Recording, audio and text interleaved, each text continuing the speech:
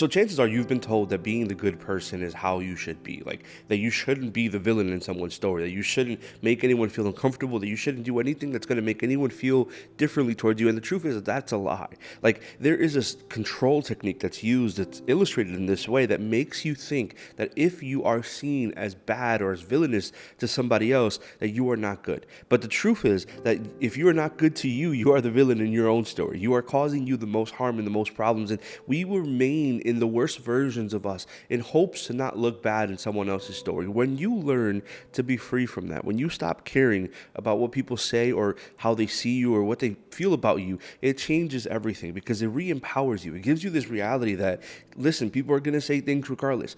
But as long as I'm happy, and it doesn't mean a toxic way, I'm not saying don't care about doing the right thing and don't be a jerk about it, but I am saying as long as you're realizing that you deserve joy, that you deserve the best version of you, that you don't have to continue to diminish and hurt you just so somebody else can look at you differently. This becomes okay. This is the reality of what needs to happen because we stay stuck in this. We stay stuck in this nice person trap that we think that we need to seem nice or look nice. Listen to me. Be mean. I'm not saying be a jerk. Very different. I'm saying be mean. If you have to be seen as a mean person because you did what was necessary to preserve yourself, to love yourself, to not be diminished or walked over, listen, so be mean. Because if someone has to take advantage of you for them to feel better about themselves, or if they have to make you be belittled for them to feel superior, be mean. If you have to be mean for people to finally respect you, and I do not mean be a jerk, I do not mean do the bad things to them, I mean stand up for you finally, and if their perception of that is mean, then so be it.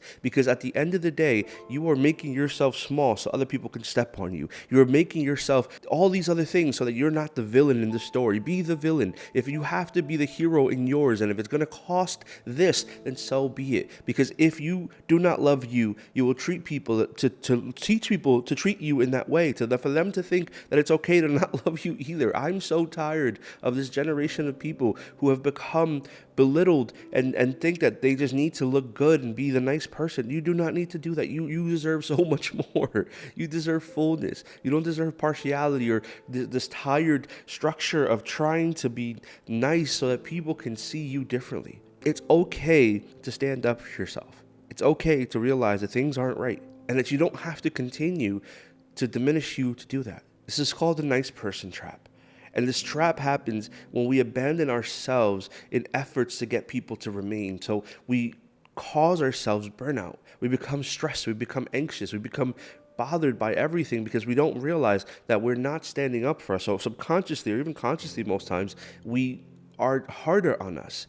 We end up feeling these ways because we haven't allowed ourselves the freedom and the reality to stand up for us.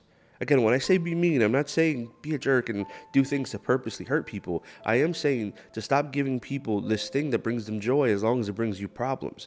Because that's not being happy or good or being a nice person. That's being horrible to you. You don't love you enough in that. So you diminish who you are in it. And we become something that's a shell of us, thinking that it's going to make us seem nicer in people's stories. It's going to make us seem like the nice person or the good person. And this is actually causing you psychological stress.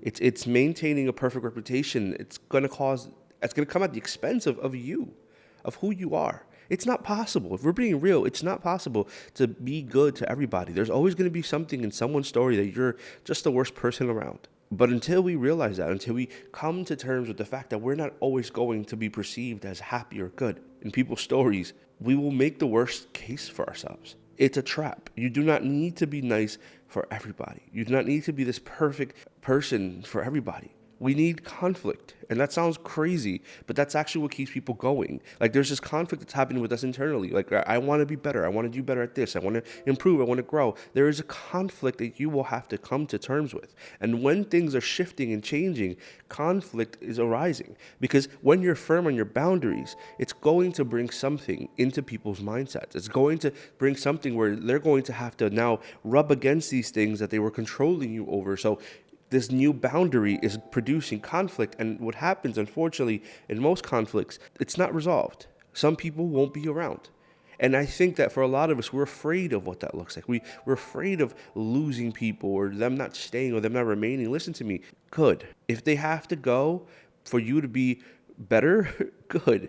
if they have to leave your life for you to finally value your own good, if they have to be out of the picture for you to finally see that you're worth it and good, because at the end of the day, you're the only one that struggles with you. Conflict is inevitable. And it will be something that you'll face in every relationship, no matter the relationship you're in. Because people are people, and we're going to have all these things that we need to rub against. But if people don't respect you or respect your boundaries, that conflict is going to be necessary. Because it's going to limit the power that they have over you. And some people don't like that. They're not in it for you. They're in it for the control they have over you.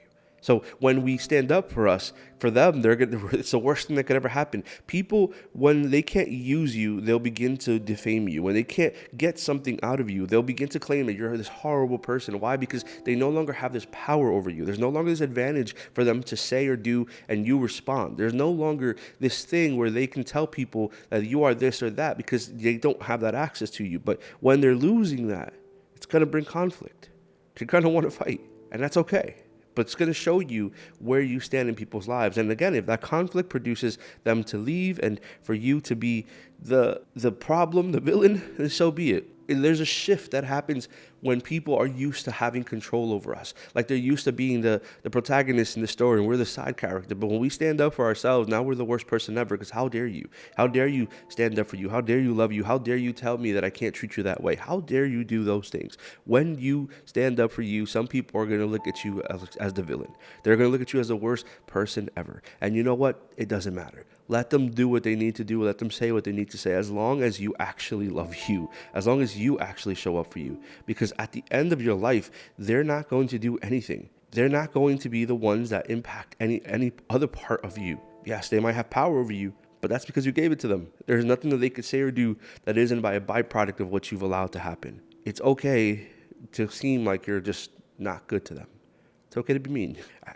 I don't mean be a jerk again. I mean, it's okay to be mean. There's so much freedom found in knowing that you can be fully you and not caring about what you look like to other people. Listen, I've gone through it myself so many times. Like there's times where yesterday, I felt very depressed, and I was going through all these things, those emotions, and I'm sitting with it, and I'm very intentional about this, and I say this to people all the time, and I'm encouraging you to do this. Whenever you're feeling something, feel it. Like really feel it, like sit with it, because we try to avoid things and mask things, so we don't understand what's the source from it. So what happens is that we allow our mind to just run wild. We allow it to run rampant because we're not allowing ourselves to sit with the emotion and realizing that it's not rooted in anything, that it's a chemical response in your body. Yes, there's things that happen in situations that are around you, but everything is rooted in something.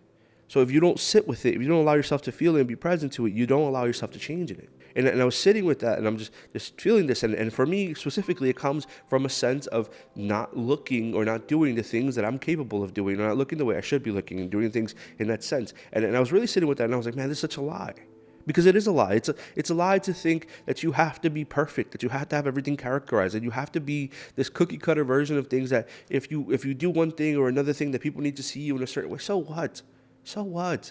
I really hope that the person needs to hear this and listen to this right now, because that does not matter. It does not matter what you look like in the eyes of other people. It only matters what you look in the eyes of God and yourself. If you can love you, if you can wake up and improve and continue to push in, that's what's going to matter the most. Everything else and everyone else, the people that will be around, will be the people that deserve to be there. But if it comes to this you pulling this necessity of looking good, you're trading your heart for the modern currency, which is approval.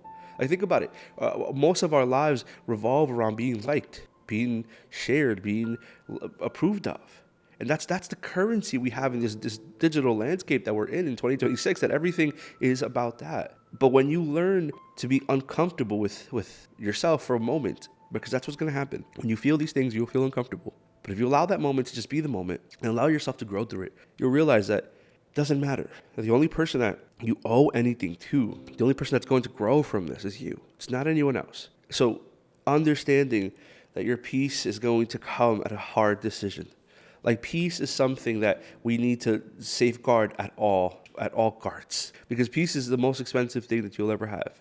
And if being the villain in someone's story means that you're preserving peace in a good and dignified way, then so be it. If at this end of this time in your life, it's going to be that you are the enemy to them, then so be it. But you need to preserve what you have left, because that's all that really matters. What you're feeling, what you're going through is important, but it doesn't come at the expense of you belittling you to try and feel differently at someone else's behest. You have it. You're good. If you need to be the villain, be the villain. But make sure that what you're doing is serving you before it's robbing you.